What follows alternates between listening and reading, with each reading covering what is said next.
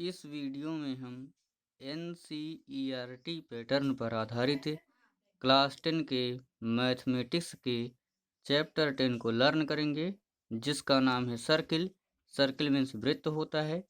इससे पहले मैंने सर्किल चैप्टर पर अपने 6 वीडियोज अपलोड कर रखे हैं, जिसमें जो मेरा पहला और दूसरा वीडियो है वह सर्किल का बेसिक है, और इसके बाद के जो वीडियोज हैं उसमें मैंने सर्किल के एक्सरसाइज 10.1 से लेकर के एक्सरसाइज 10.2 के क्वेश्चन नंबर 4 तक पढ़ाया है। अगर आपने मेरे उन वीडियोज़ को नहीं देखा है तो मैं उन वीडियोज़ का लिंक डिस्क्रिप्शन में दे दे रहा हूँ। आप डिस्क्रिप्शन में दिए गए लिंक की सहायता से उन वीडियो को आसानी से देख पाएंगे। आज इस वीडियो में हम एक्सरसाइज 10.2 के क्वेश्चन नंबर 5 को पढ़ेंगे। तो सिद्ध कीजिए कि स्पर्श बिंदु से स्पर्श रेखा पर खींचा गया लंब वृत्त के केंद्र से होकर जाता है। सिद्ध कीजिए कि स्पर्श बिंदु से स्पर्श रेखा पर खींचा गया लंब वृत्त के केंद्र से होकर जाता है। तो सबसे पहले हम प्रश्न के अनुसार रचना करेंगे। तो यहाँ पे कह रहा है वृत्त की बात हुई है, तो सबसे पहले हमने एक वृत्त बना लिया। अब वृत्त बनाने के बाद अब वृत्त जैसे ही हमने बनाया तो वृत्त का केंद्र एक होता है, तो हमने मान लिया वृत्त का केंद्र ए है। अब इसके बाद यहाँ पे स्पर्श बिंदु से स्पर्श रेखा पर खींचा गया लंब, तो स्पर्श रेखा की बात हुई है। तो स्पर्श रेखा क्या होती है मैंने आपको बता रखा है कि वृत्त की परिधि पर स्थित किसी भी बिंदु से होकर जाने वाली जो रेखा होती है उसे ही वृत्त की स्पर्श रेखा कहते हैं। तो रचना हम कर लिए हैं। एक वृत्त बनाया जिसका केंद्र ए है, तो हमने एक वृत्त पहले बना लिया जिसका केंद्र ए है। यहाँ पे वृत्त की परिधि पर एक बिंदु बी लिया, किसके लिए? क्योंकि हमें स्पर्श रेखा खींचनी है। तो वृत्त की परिधि पर, परिधि क्या होती है? वृत्त के केंद्र के चारों ओर निश्चित दूरी पर जो घेरा होता है उसे क्या कहते हैं? वृत्त की परिधि कहते हैं। तो हमने वृत्त की परिधि पर एक बिंदु बी लिया। यहाँ पे हमने क्या ले लिया? बिंदु बी। अब बिंदु बी से स्पर्श रेखा सी डी खींचा। इस बिंदु बी से होकर जाने वाली स्पर्श रेखा हमने सी डी खींच दिया। तो इस तरीके से हमारा चित्र तैयार है। अब यहाँ पे हम लिखेंगे उत्पत्ति। माना वृत्त का केंद्र ए नहीं है बल्कि ई है। इसको हम विरोधाभास विधि से सिद्ध करेंगे। तो सबसे पहले हम मान लेते हैं कि ये जो वृत्त का हमारा केंद्र ए है वो हमारा ए नहीं है बल्कि हमारा बिंदु ई है वृत्त का केंद्र। तो चूंकि हम जानते हैं कि वृत्त की स्पर्श रेखा के स्पर्श बिंदु से खींचा गया लंब वृत्त के केंद्र से होकर जाता है। वृत्त की स्पर्श रेखा के स्पर्श बिंदु से खींचा गया लंब वृत्त के केंद्र से होकर जाता है, और हमने मान रखा है कि केंद्र हमारा ए नहीं बल्कि क्या है? ई है। तो वृत्त की स्पर्श रेखा के स्पर्श बिंदु से खींचा गया लंब, तो लंब हम अब यहाँ पे ए को नहीं बल्कि किसको मान रहे हैं? ई को मान रहे, ई बी को हम लंब मान रहे हैं। तो यहाँ से हो जाएगा हमारा कोण, ये वाला बनेगा कोण ई बी डी, कोण E B D is equal to 90 degree, क्योंकि लंब की बात हुई। तो लंब क्या होता है? ऐसा कोण जो 90 अंश का बनता हो उसे क्या कहते हैं? लंब कहते हैं। और चूंकि हम जानते हैं कोण E B D is equal to 90 degree, इसे हम मान लेंगे समीकरण नंबर 1। और चूंकि हम जानते हैं कि वृत्त की त्रिज्या स्पर्श रेखा पर लंब होती है, वृत्त की त्रिज्या स्पर्श रेखा पर लंब होती है, तो चित्र से हम देखेंगे। तो चित्र से यहाँ पे हम देखेंगे चूंकि वृत्त की त्रिज्या स्पर्श रेखा पर लंब होती है, तो चित्र से देखने पर हमने पहले केंद्र किसको माना था? ए को माना था। यहाँ पे लंब कौन होगा? A B D. तो कोण A B D is equal to 90 degree, इसे मान लेते हैं इक्वेशन सेकेंड। तो समीकरण एक और दो की तुलना करने पर, एक और दो की तुलना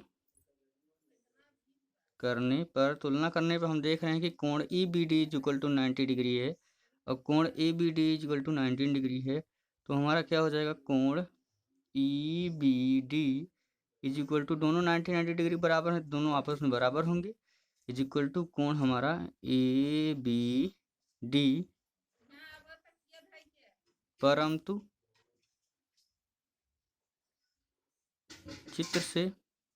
हम चित्र से देखते हैं। यहाँ पे ध्यान दीजिए, ये झुकाव ज़्यादा है, ये वाला कोण हमारा लगभग 90 का नहीं बन रहा है। तो हमने मान लिया था कि ऐसा है कि यहाँ पे ये बिंदु ई केंद्र है, लेकिन झुकाव यहाँ ज़्यादा है और इसका झुकाव कम है, अर्थात ये वाला कोण ए बी डी बड़ा है किससे, ई बी डी से। तो हम कह सकते हैं कि कोण A B D greater than, जिसकी तरफ मुंह खुला वही बड़ा होता है, तो ग्रेटर देन कौन सा कोण हमारा, ई बी डी, कोण ई बी डी, इससे चित्र से। तो इस तरीके से कौन हमारा लंब होगा, तो ए बी डी हमारा लंब होगा। इस प्रकार हम कह सकते हैं, इसलिए स्पर्श बिंदु से स्पर्श रेखा पर खींचा गया लंब वृत्त के केंद्र से होकर जाता है। यहाँ पे हमने देखा कि कोण ए बी डी बड़ा हुआ किससे, कोण ई बी डी से, अर्थात यहाँ से कोण ए बी डी हमारा 90 अंश का है और ई बी डी 90 अंश का न होके 90 अंश से छोटा है। तो इस तरीके से यहाँ पे हमारी परिभाषा सिद्ध हुई कि स्पर्श बिंदु से स्पर्श रेखा पर खींचा गया लंब वृत्त के केंद्र से होकर जाता है। यहाँ पे स्पर्श बिंदु हमारा बी था, स्पर्श बिंदु से स्पर्श रेखा पर खींचा गया लंब वृत्त के केंद्र से होकर के जाता है, और यही जो हमारा बिंदु ए है यही वृत्त का केंद्र है। इस तरीके से हमारा यह सिद्ध हो गया। यहाँ हम लिख देंगे hence proved, hence proved. Question number 6 पे आते हैं। क्वेश्चन नंबर 6 में दिया गया है, एक बिंदु ए से जो एक वृत्त के केंद्र से 5 सेंटीमीटर की दूरी पर है, वृत्त पर स्पर्श रेखा की लंबाई 4 सेंटीमीटर है, वृत्त की त्रिज्या ज्ञात कीजिए। तो सबसे पहले प्रश्न के अनुसार हम रचना कर लेते हैं। यहाँ वृत्त की बात हुई है, तो एक वृत्त खींचा जिसका केंद्र सी है। सबसे पहले हमने क्या किया, प्रश्न के अनुसार एक वृत्त बनाया जिसका केंद्र सी है, सेंटर क्या है इसका, सी है। तो वृत्त की परिधि पर एक बिंदु पी लिया। सबसे पहले हमने क्या किया, वृत्त की परिधि पर सबसे पहले हमने एक वृत्त बनाया, वृत्त का केंद्र सी लिया। उसके बाद हमने वृत्त की ये परिधि है, परिधि पर बिंदु पी लिया। बिंदु पी से 4 सेंटीमीटर की दूरी पर एक बिंदु ए लेकर स्पर्श रेखा ए पी खींचा। बिंदु पी से 4 सेंटीमीटर की दूरी पर एक बिंदु हमने क्या लिया, ए लिया, और उस बिंदु ए और पी से होती हुई स्पर्श रेखा ए पी खींचा। यहाँ पे स्पर्श रेखा क्या हो गई हमारी, ए पी हो गई। बिंदु ए से केंद्र सी को मिलाया। बिंदु ए से हमने क्या किया, इस केंद्र सेंटर सी को हमने क्या कर दिया, मिला दिया। और मिलाने पर हमने पाया कि ए सी बराबर 5 सेंटीमीटर, ए सी बराबर 5 सेंटीमीटर। और इस बिंदु सी को, जो केंद्र का बिंदु सी था, इससे हमने स्पर्श बिंदु पी को मिला दिया। तो इस तरीके से प्रश्न के अनुसार हमारा चित्र बन गया। प्रश्न में यही कह रहा था कि एक बिंदु ए से जो वृत्त के केंद्र से 5 सेंटीमीटर दूरी पर है, वृत्त पर स्पर्श रेखा की लंबाई 4 सेंटीमीटर है, वृत्त की त्रिज्या ज्ञात कीजिए। तो यहाँ पे ये जो बिंदु ए है वह वृत्त के स्पर्श बिंदु पी से 4 सेंटीमीटर दूरी पर है, और जो बिंदु ए है वह वृत्त के केंद्र सी से 5 सेंटीमीटर की दूरी पर है। ये दिया गया था, हमें इस त्रिज्या की लंबाई ज्ञात करनी है। तो उत्पत्ति में हम देखते हैं, चूंकि वृत्त की त्रिज्या स्पर्श रेखा पर लंब होती है, ये प्रमेय होती है कि जो वृत्त की त्रिज्या होती है वह स्पर्श रेखा पे लंब होती है। लंब का अर्थ है यहाँ पे 90 डिग्री का एंगल बनेगा। तो इसलिए समकोण त्रिभुज APC में अब त्रिभुज कैसे बना है, हमारी पहली भुजा, दूसरी और तीसरी भुजा, तो 3 भुजाओं से बनी हुई जो आकृति होती है उसे ही ट्रिंगल कहा जाता है, त्रिभुज कहा जाता है। तो यहाँ पे तो हमारा त्रिभुज बन गया। तो यहाँ पे 90 डिग्री का एंगल है, इसलिए कहेंगे समकोण त्रिभुज EPC में, जिससे पाइथागोरस प्रमेय से। अब यहाँ पे हम जानते हैं कि जो यहाँ पे समकोण के सामने की जो भुजा होती है उसे कर्ण कहते हैं, यानी हमारी ये भुजा ये हो गई हमारी कर्ण। अब यहाँ से ये लंब है ही, क्योंकि वृत्त की त्रिज्या स्पर्श रेखा पर लंब होती है, तो ये हमारा हो गया लंब, और ये नीचे हो गया हमारा आधार। कर्ण, लंब और आधार। तो पाइथागोरस प्रमेय क्या होती है, वो होती है कर्ण का स्क्वायर इक्वल टू लंब का स्क्वायर प्लस आधार का स्क्वायर। यहाँ पे कर्ण हमारा है 5 सेंटीमीटर, तो हम कहेंगे क्या 5 का whole square is equal to लंब, तो लंब हमें निकालना ही है, यही त्रिज्या है, इसको हम ऐसे रहने देंगे। और लंब है हमारा PC, तो इसे हम लिख लेंगे या CP का स्क्वायर कर देंगे, या CP स्क्वायर प्लस आधार। आधार है हमारा AP, और AP की वैल्यू 4 सेंटीमीटर, तो कर देंगे 4 सेंटीमीटर का होल स्क्वायर। अब यहाँ पे 5 का स्क्वायर हो जाएगा, तो हमारा हो जाएगा 25 सेंटीमीटर इज इक्वल टू, यहाँ से ये CP स्क्वायर रहेगा ही, और प्लस ये 4 जो हो जाएगा हमारा 16 सेंटीमीटर। इस 16 को इधर लाएंगे तो हमारा हो जाएगा CP square is equal to, इधर 25 cm था ही, इधर प्लस 60 cm से इधर जब बराबर के इस पार आएगा तो हो जाएगा माइनस, तो माइनस 16 सेंटीमीटर।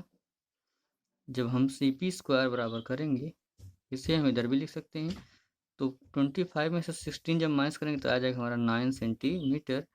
अब हमें CP चाहिए, न कि CP स्क्वायर चाहिए, तो हम क्या करेंगे, वर्गमूल ले लेंगे, तो हमारा हो जाएगा CP is equal to √9 centimetre.